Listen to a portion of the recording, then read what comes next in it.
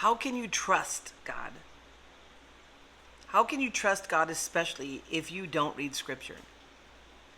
How can you trust something or someone that you don't know? You don't know his character. You don't know his mind or his heart. Not that you can know the mind of God, but he did kind of write this book, which is filled with his character, which is filled with hope and wisdom and discernment. And why trust God? Well, for me, there's so much going on in all of our lives. I know that you've been diagnosed. I know that you're fighting a battle in your mind, trying to figure out your problems, all on your own experience, on the books that you've read outside of Scripture. Maybe you're brilliant, super smart. But then along comes the impossible. And I put a post up, it was along the line of the phrase that says, God will never give you more than you can handle. That's that's not the Scripture. No, it does say we won't be tempted beyond what we can handle. But when it comes to life situations, when you literally, do you remember Indiana Jones? For those of you who've seen the Indiana Jones movie, when it was Raiders of the Lost Ark, and the scene always stuck with me, right? Where there's this chasm, he's got to get to the other side. There's no way to get to the other side, and he reads this note or whatever it is that says, "You just got to trust. You just got to trust," and it's crazy. And the chasm is like, it's as far down, you can't even see the bottom. But he's got to get to the other side to get the Holy Grail. And yeah, he was getting the Grail. And I'm sitting there thinking to myself, what would I do? But he stepped forward. And what he couldn't see, it was an optical illusion. There was a bridge there. It was invisible in that it just disappeared with the scenery. How many of you are facing that right now? How many of you are facing, I have no idea how I'm going to get out of this? I like Proverbs. I'm in Proverbs 3 right now. I'll give a little bit of a read. My son, do not forget my teaching, but let your heart keep my commandments. For the length of days and years of life and peace they will add to you. What is they? The teachings. These teachings will add to you, and you will have peace. Let not steadfast love and faithfulness forsake you. Bind them around your neck. Now, that's just, all of this is saying to me, even in this little bit, the necessity. It is imperative, especially if you're calling yourself a follower of Christ. It is imperative that you have his words in you every single day. This is a big book. This is a brand new Bible for me, by the way. I've got tons of Bibles. I like all the different versions. And that's a lot of words. But it's not like you meet a person in one day and can know everything about them.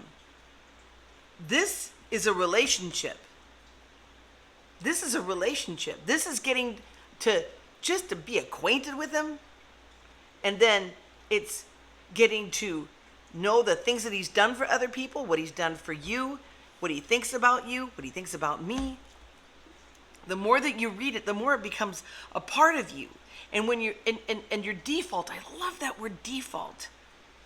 Without Scripture, your default is your own limited humanity, your own limited human mentality, academics, all of that. But with this book,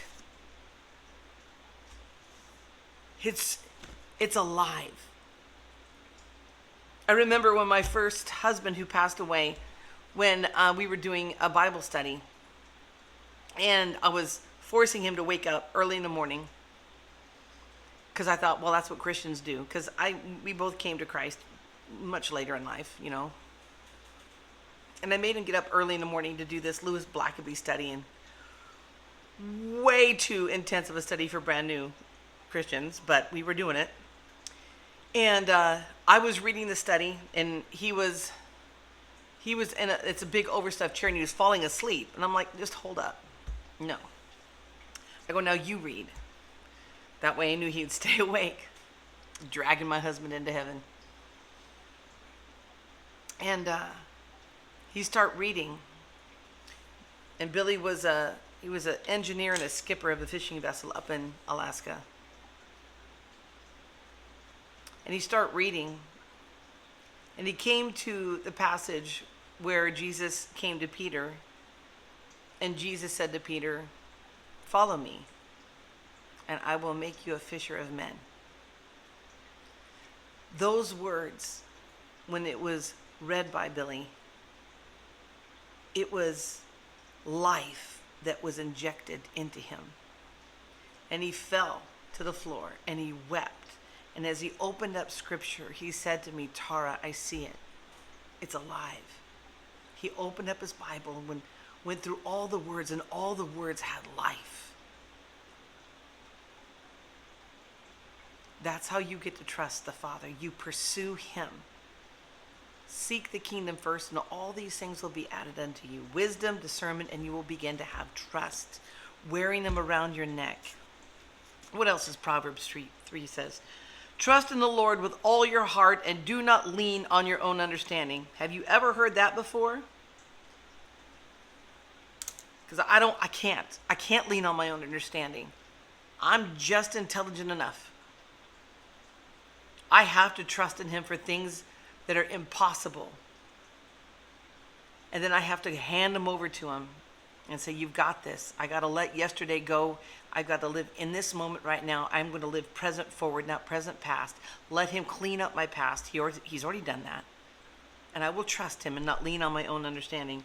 In all your ways acknowledge him, and he will make straight your paths. Be not wise in your own eyes, and fear the Lord, and turn away from evil. It will be healing for your flesh and refreshing for your bones. You want to be healed? What does it say? Be not wise in your own eyes, and fear the Lord, and turn away from evil. It will be healing. When you turn away from evil, it will be healing. This is such a good book. Honor the Lord with your wealth, and with the first fruits of all you produce. Then your barns will be filled with plenty, and your vats will be bursting with wine. Honor him with your money. Give him the first of it. However you want to do that. You want to give it your church? Give it your church. You know, missionaries, you ask the Lord where you can honor him with your first fruits. And I'm telling you, the blessing is significant. It's peace. My son, do not despise the Lord's discipline or be weary of his reproof, for the Lord reproves him who he loves,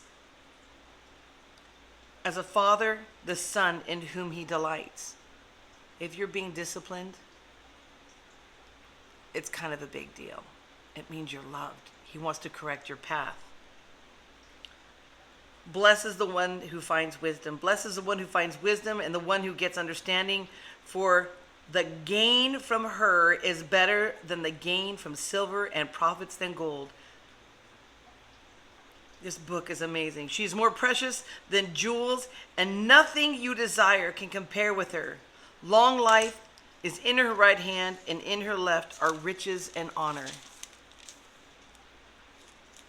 Proverbs 3 continues on talking about all the different ways to attain wisdom.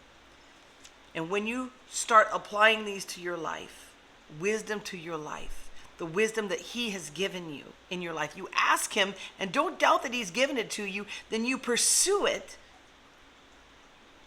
You're going to be able to trust him in a way that everyone around you is going to be jealous.